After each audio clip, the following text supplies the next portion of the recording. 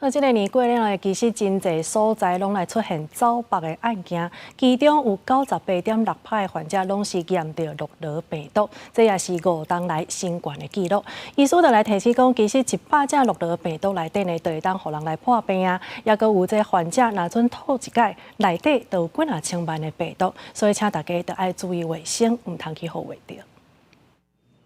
头骨楼一直走变数，根据疾管署的统计，春节过了后，全国落社就医的人次都突破30万人，创下10年来的新高。在过去4礼拜，发生398件规定人落社，其中98.6%的患者拢验出诺罗病毒，同款创下将近5年来同期的新高。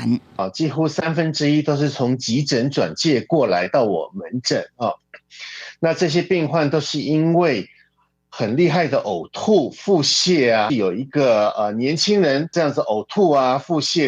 了15次。诺罗疫情在春节了后大流行，小儿科医师王伟力嘛提醒诺罗伊的传染力袂使无注意，因为根据研究资料显示，只要100只诺罗病毒都会互人破病。不过患者若是吐一解，伊的喙烂手甲吐出来物件，都藏几落千万只诺罗病毒伫内底，所以定定是一个人去丢着，规家伙破病。这个病毒在我们肠道里面，它会很容易增殖，增殖以后，我们排出来的病毒量是非常大的，所以只要被这些